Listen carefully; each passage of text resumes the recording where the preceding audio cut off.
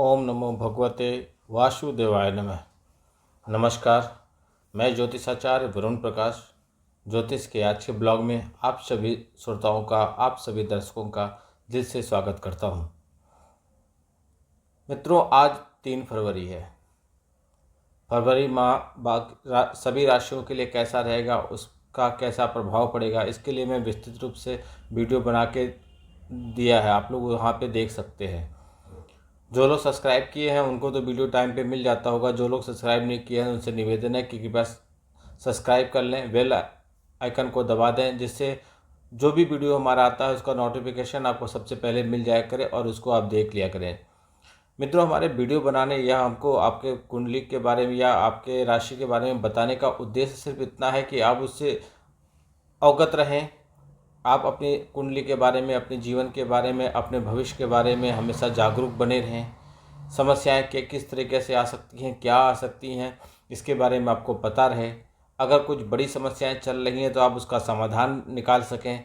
उपाय बताए जाते हैं, जो उपाय करने से आपको तत्काल प्रभाव से ही लाभ मिलना चालू हो जाता है।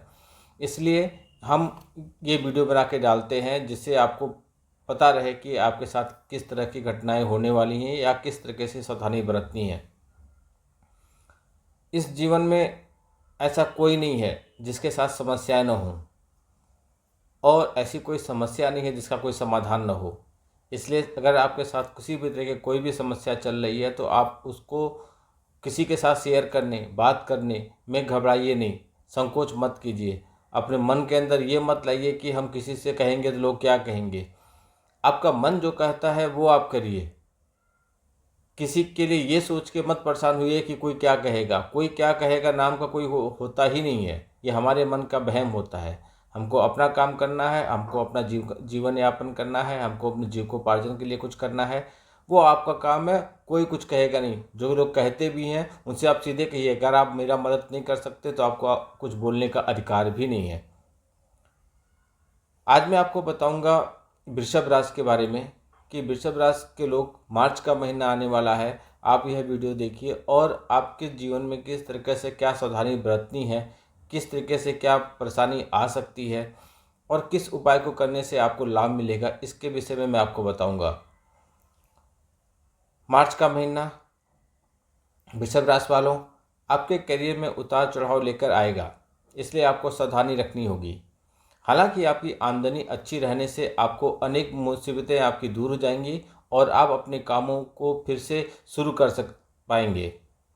धार्मिक क्रियाकलापों में आपका मन लगेगा। प्रेम संबंधों में तनाव और टकराव की स्थिति बन सकती है, जबकि वैवाहिक जीवन में कुछ समस्याओं के बाद प्रेम आपका यथासंभव फिर से वापस आ जाएगा, बन जाएगा। इस महीने आपको स्वास्थ्य का थोड़ा ध्यान रखने की ज़रूरत है। आर्थिक योजनाओं को नए सिरे से लागू करने की आप आवश्यकता महसूस करेंगे। आमदनी के अनुपात में खर्च की प्रवृत्ति आपकी अधिक रहेगी। महीने के पूर्वार्ध में यात्रा करने के आपका योग बन रहा है। ये था सारांश में। अब विस्तार से मैं बताता हूँ कार्यक्षेत्र कैसा रहेगा। तो वृषभ राशि वालों, मार्च के महीने में देखें तो सूर्य देव, शनि और बुध आपके 10वें भाव में विराजमान होकर अनुकूल नहीं है। इस कारण से कार्यक्षेत्र में आपको कुछ चुनौतियों का सामना करना पड़ेगा। कई बार ऐसी स्थिति आ जाएगी जिससे लगेगा कि कोई आपके आत्मविश्वास को या आपके आत्मसम्मान को कोई ठेस पहुंचा रहा है। आप अपने काम से असंतुष्ट रहेंगे और इससे आपको नौकरी में कुछ समस्याएं पैदा होने लगेंगी।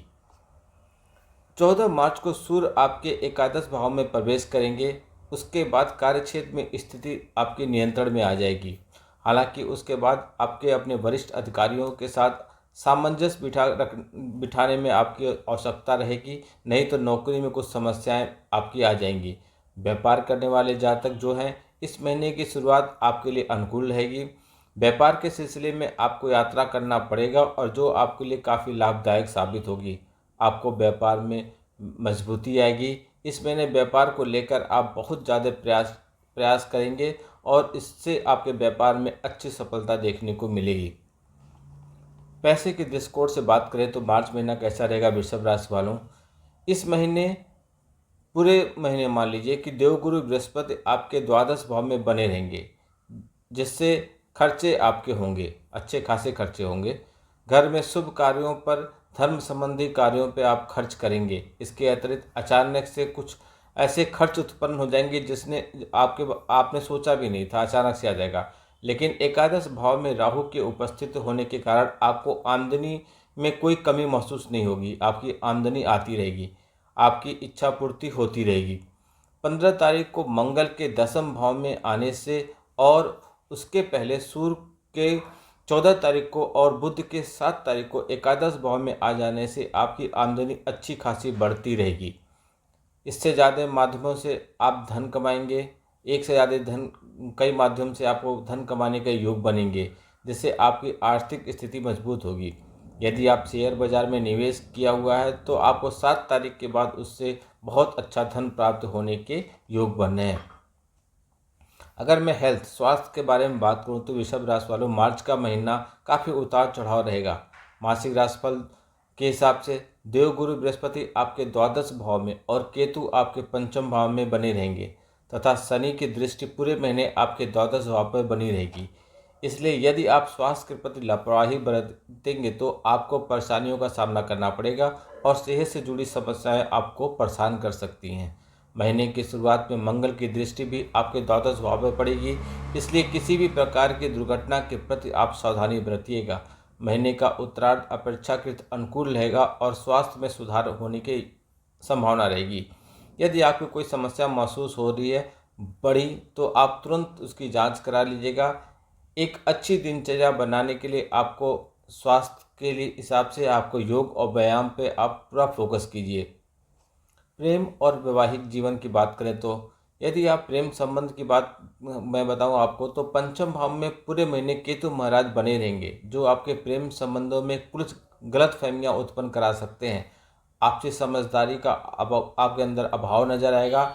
एक दूसरे पर कम विश्वास करेंगे। आपके रिश्तों में तनाव का बड़ा कारण यह बन सकता है।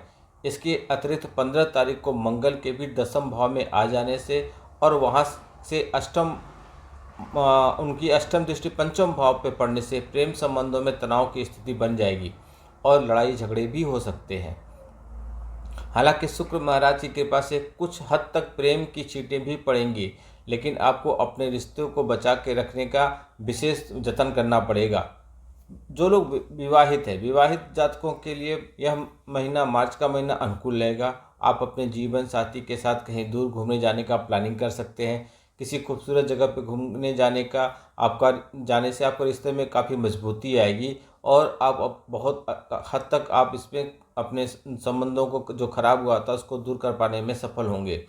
आपके बीच रोमांस भी होगा, प्रेम भी बढ़ेगा और महीने के उत्तरार्ध में जब 15 तारीख को मंगल भी आपके 10वें भाव में शनि के साथ विराजमान हो जाएंगे तो यह समय आपके वैवाहिक जीवन के लिए थोड़ा टेंशन वाला रहेगा, तनाव वाला रहेगा। आपके काम और पैसे को लेकर जीवन साथी से झगड़ा हो सकता है। इसको दूर करने के लिए आपको ज़्यादा ध्यान अपने काम पर देना चाहिए और कुछ समय से ऐसा कीजिए कि वाद विवाद न हो पाए। इन चीज़ों से आप सामंजस्य बना के रखिएगा।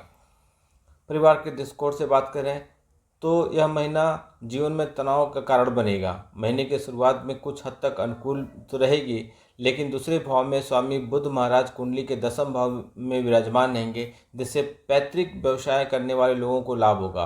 परिवार को लोगों का सहयोग आपके साथ रहेगा, लेकिन 10वें भाव में सूर्य, शनि और बुध विराजमान होने से उनकी चतुर्थ भाव पर दृष्टि होने से पारिवारिक जीवन में असंतुष्टि का आपके अंदर तनाव आएगा या माहौल बनेगा। परिवार में आपसी संघर्ष की बढ़ोतरी होने की संभावना है और पिताजी के स्वास्थ्य में गिरावट आ सकती है, इसलिए उनके स्वास्थ्य का आप ध्यान रखिएगा। 15 मार्च को मंगल महाराज भी कुंभ राशि में शनि के साथ 10वें भाव में रहेंगे, जिससे घर परिवार में झगड़े होने की स्थिति बन जाएगी। आपको कुछ शांति दिखानी पड़ेगी। सामंजस्य के साथ आप काम कीजिएगा, वाणी पे कंट्रोल कीजिएगा। वाद विवाद से आप बचने की कोशिश कीजिए। तो इस जो चुनौती बड़ा पारिवारिक दृष्टिकोण से माहौल रहेगा, इससे आप निपट जाएंगे, निकल जाएंगे आसानी से। आपको उपाय करना है। उपाय आपको करना है, बृहस्पतिवार के दिन चने की दाल आप दान कीजिए। शुक्रवार के दिन घोड़े को चने की दाल खिलाइए। शनिवार के दिन दिव्यांगजनों को भोजन कराइए। और आखिरी उपाय, प्रतिदिन श्री गणेश जी का आप श्री सूक्तम का पाठ कीजिए।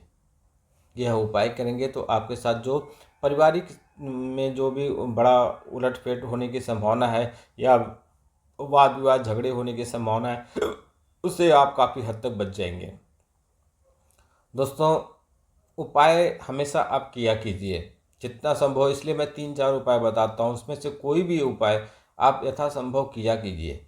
उपाय इतना आवश्यक है कि आप उसके बारे में समझ नहीं सकते। आप किसी तरीके की कोई भी परेशानी में हैं और आप छोटा सा उपाय, आप ये समझिए कि आप जैसे डॉक्टर के पास जाते हैं, डॉक्टर पर्ची पे छोटा सा दवा लिख के दे देता है अपनी फीस लेने के बाद, ऐसे हम लोग भी करते हैं। हम भी एक उपाय बताते हैं और कुछ ऐसे उपाय होते हैं जो हम आपके लिए कर देते हैं।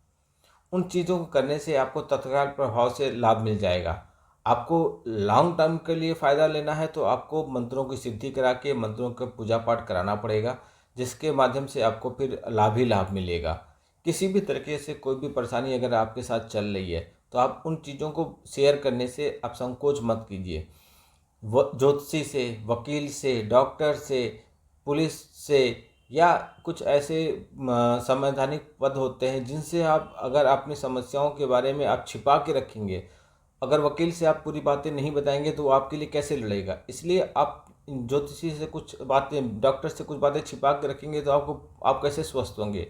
इसलिए पूरी बातें बताइए, समाधान अवश्य आपको मिलेगा और आप हंसी खुशी आपके जीवन को व्यतीत करेंगे। व्यापार में दिक्कत आ रहा है, किस तरीके से नौकरी में दिक्कत आ रहा है, आपकी जॉब नहीं लग पा रही है, आपकी क्रेडिबिलिटी में फ़र्क पड़ रहा है, स्टेबिलिटी में फ़र्क पड़ रहा है, पैसे नहीं रुक रहे हैं, पैसे आ नहीं रहे हैं, प्रॉपर्टी फंस गई है, वाद विवाद लोगों से बच रहा है, समाज में आप अकेले से पड़ गए हैं, आप कोई भी समस्या, सबका उपाय है, सब चीज़ का समाधान है। बशर्ते पहले ये अध्ययन करना पड़ता है कि आपके साथ ये समस्याएं चल क्यों नहीं हैं।